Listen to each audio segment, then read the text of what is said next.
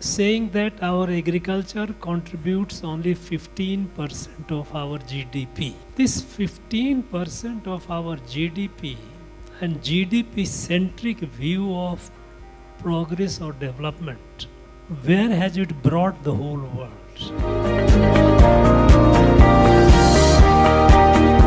That farming is not just a mere profession, it is a way of sustainable life.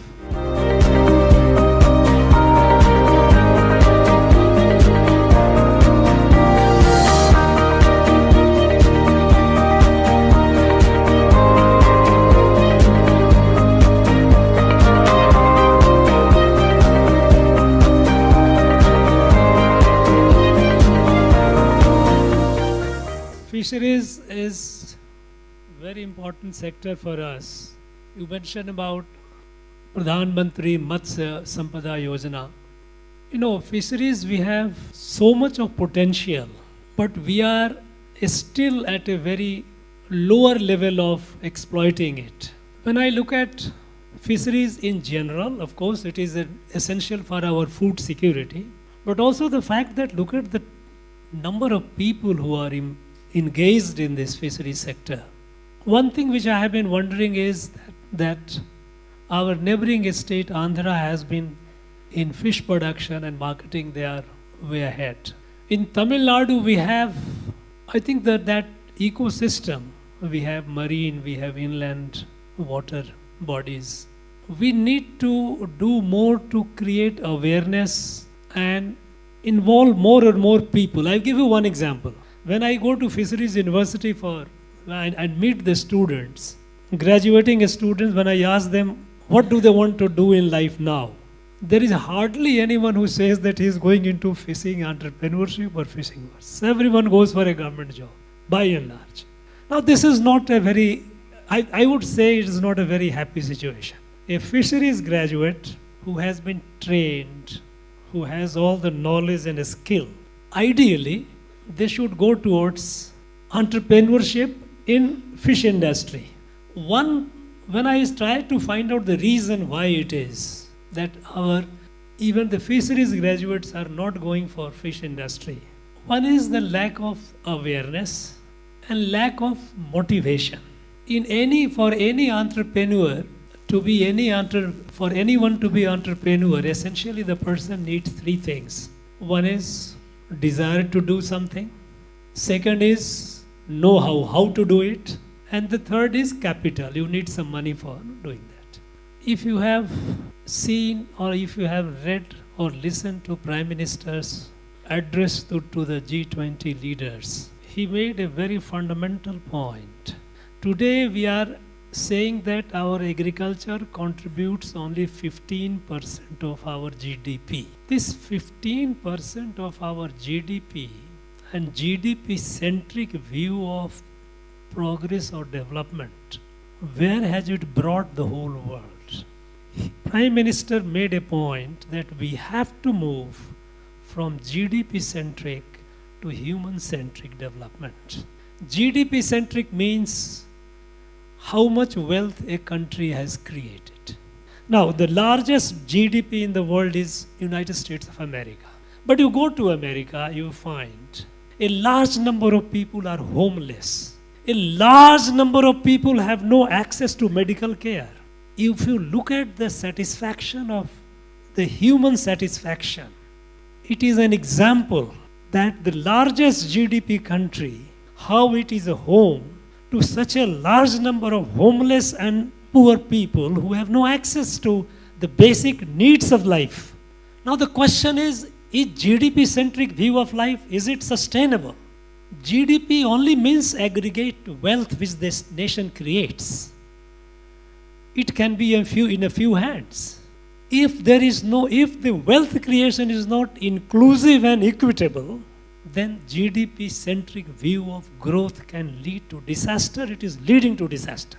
And that is why a fundamental shift which the Prime Minister brought in, that we have to move from GDP-centric view of growth to human-centric growth. We talk about, and we are very apologetic, that look, And many of these so-called think tanks, McKinsey, all these guys, they will come up with a report. Oh, India has got 60%, 75, 65% people in agriculture. It is only contributing to 15% GDP. I think more and more people should move towards others, service and this thing, industry sector.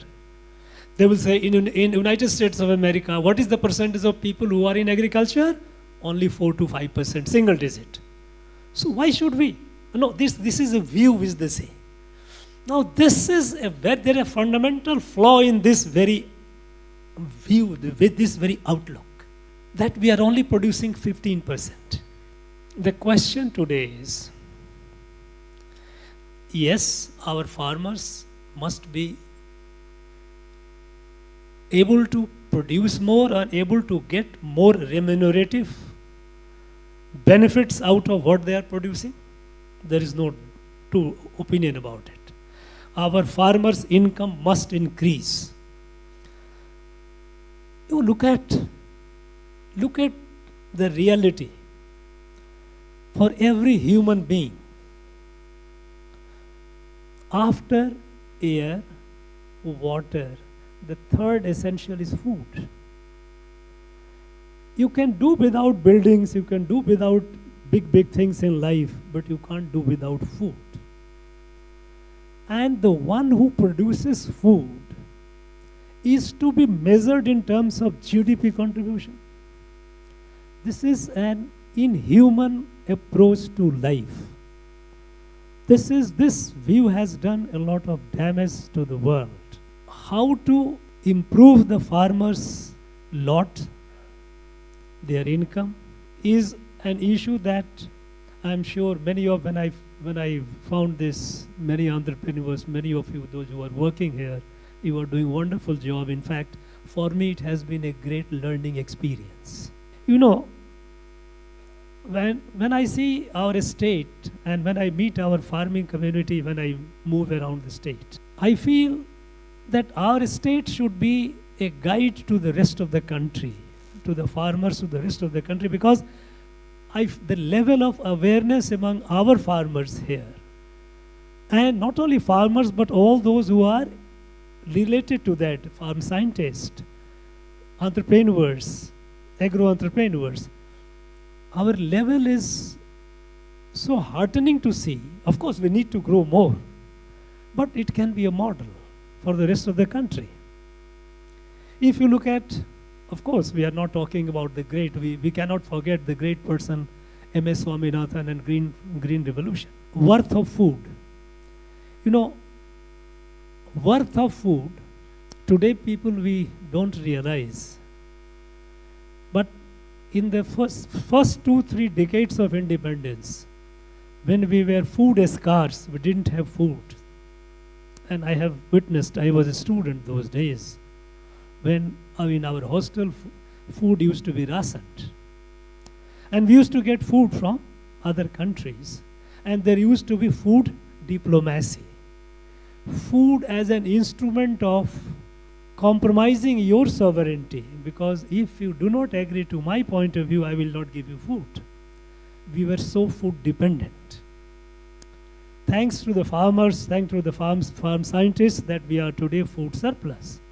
But we cannot stop at that. We have seen, we have just come out of the biggest crisis which the humankind had faced in centuries, is COVID. When COVID struck and everything, whole life was paralyzed. And we all talk about our vaccines and our health workers and all that did excellent work, saving life. But we often don't mention about the fact that 80 crores people were provided food for several years, because how do you survive unless you have food?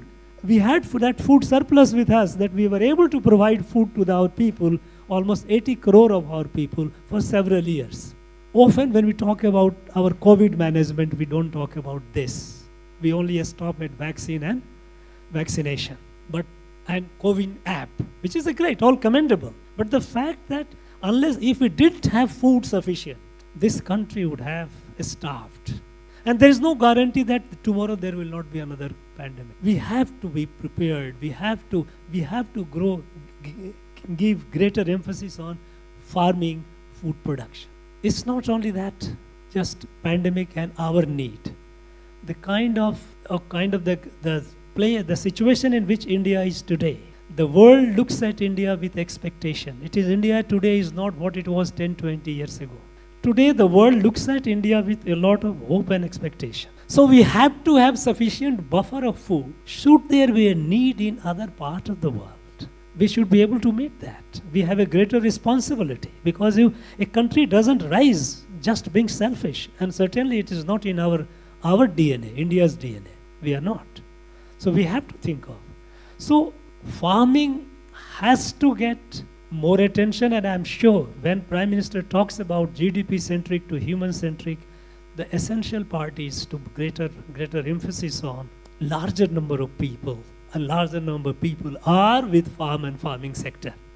When I meet somebody from the farming community, I get an instant connect, because I am a first generation working in government. All my people were all farmers, and I was also a farmer till I was a high school student. Only after I went to college, I moved away from farming. So when it comes to the farming, when it comes to the land and production on land, it is something which is in my DNA, and that makes me so happy, so connected. In our area, I have said even in the past, in our area, there is a saying that of all the professions in the world, the best is farming. Because they are what they call their annadata, they are the one who give the food. As I said right at the beginning, after air, water, next come food. It's a different thing that we don't thank God for giving us air and water. So we don't even thank the farmers for giving us food. That is this is ingratitude. That is not a good thing. When I see the farming community here, for me it is a great learning experience. I do feel that the farmers and farm scientists, agro-entrepreneurs of Tamil Nadu should lead the country in our farm revolution, in our farming revolution. In Tamil Nadu, when I think of, there are many, but two people invariably come to my mind. One is Dr. M.S. Swaminathan, the person who gave us the Green Revolution and all. And second person is Dr. G. Nammalwar. His approach to farming was for him, as he said, the farming is not just a means of producing food and making money. It is a way of life, and that is the only sustainable way of life. Now, I think for very, very long time, because after independence, we were food deficient, we had to move, we had to produce more. And we started producing more using chemical fertilizer, using pesticide. We became food surplus. But now we have realized the cost of that. So we have to move to the philosophy and the way of Dr. Nammalwar. We have to bring farming to that, whatever be the new approach. The core philosophy will be that farming is not just a mere profession, it is a way of sustainable life. All that we are talking about today, organic, natural, don't use chemical, pesticide, use herbicide. All those things are essentially coming down to that. And I think we are all proud to be in a state or at a place where we have such progressive leaders in terms of the modern scientific revolution and at the same time philosophy of agriculture. In both sectors, we have people, geniuses. And so it is reflected in our farming community, which is so progressive. When I visit different places, I have been visiting and getting to know. I am quite impressed. The concerns that you have mentioned about that what is going to be the future of the farming, what are the challenges they are facing. We know we have challenges, but all I can assure you that we have no alternative but to go back with farming and farmers and all those who are related with the farming sector, whether they are agro-scientists, whether they are agro-entrepreneurs, in values, entire value chain, all those. That is going to be the thrust of our future approach to life. It is it's encapsulated, it is mentioned in brief in the very fact that we are moving from GDP-centric to human-centric view of life, and the world is going to accept it. World is going to come around. I am very confident about it.